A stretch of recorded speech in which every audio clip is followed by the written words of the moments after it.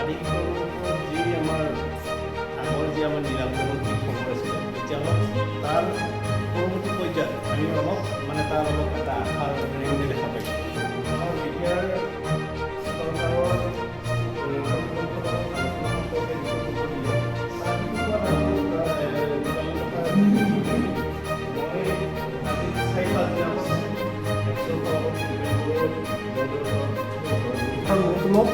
অসম চৰকাৰৰ নাই ছিক্স শিডিউলৰ বাহিৰে।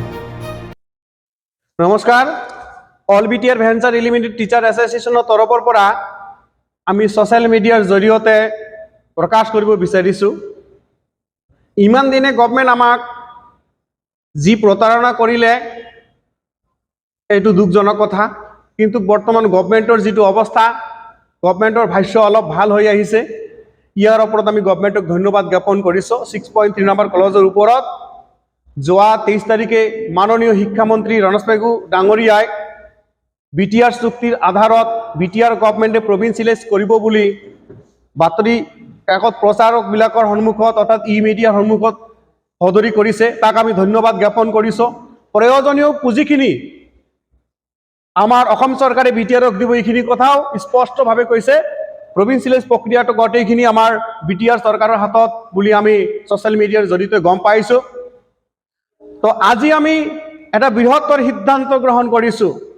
অনতিপলমে আমি চৰকাৰে 24 তাৰিখত লঞ্চ কৰা যিটো শিক্ষা সেতু পৰ্টেল, এই শিক্ষা সেতু পৰ্টেলত যিহেতু আমাৰ ভেঞ্চাৰ শিক্ষকসকলৰ যিখিনি শিক্ষা প্ৰতিষ্ঠানত কাম কৰি আছে, এই শিক্ষা প্ৰতিষ্ঠানবিলাকত এটা বিসংগতি দেখা গৈছে।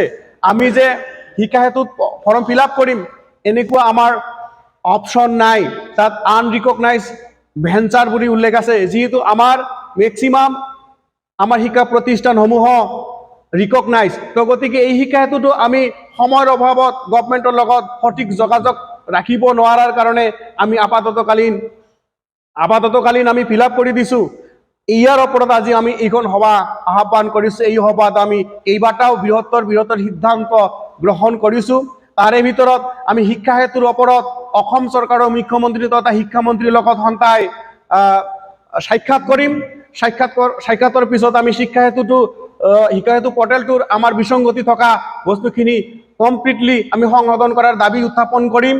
আৰু এটা সময়সীমা আমি 1 মাহৰ ভিতৰত যদি সংশোধন নকৰে, ইয়াৰ বিপক্ষে আমি অসম চৰকাৰৰ বিপক্ষে আমি বৃহত্তৰ আন্দোলন গঢ়ি তোলাৰ কাৰণেও আমি কুণ্ঠাবোধ নকৰিম।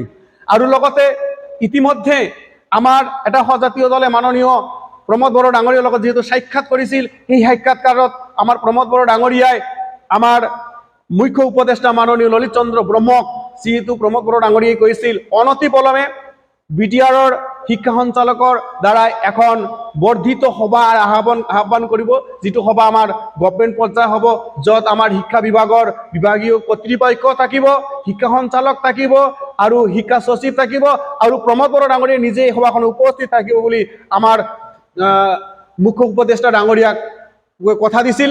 আৰু আমি আমাৰ সন্তাৰ তৰফৰ পৰা দাবী জনাব বিচাৰিছোঁ, আমি এলিমেণ্টেৰীৰ ফালৰ পৰা আমাৰ এইখন সভাত প্ৰতিনিধি আমাৰ কমপক্ষে 4জন প্ৰতিনিধি আমি দাবী কৰিছোঁ।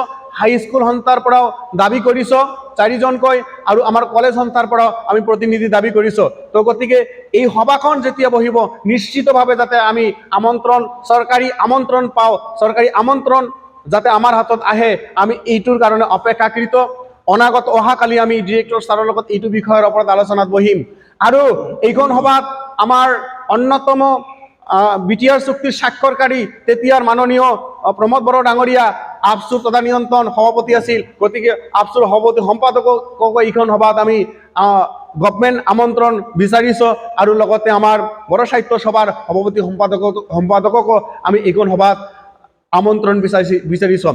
আমি কেইবাটাও সংগঠন লগ লাগি বড়ো সাহিত্য সভা, আপচু আৰু আমাৰ ভেঞ্চাৰ যিকেইটা সংগঠন আমাৰ বিটিআৰ অঞ্চলত আছে, এইকেইটাক লৈ আমি আমাৰ যিটো এটা কোঅৰ্ডিনেশ্যন কমিটি গঠন কৰিছোঁ, যিখিনি আমি তথ্য সদৰি কৰিছোঁ, কোঅৰ্ডিনেশ্যন কমিটি গোটেইখিনি ইয়াত উপস্থিত থাকিব।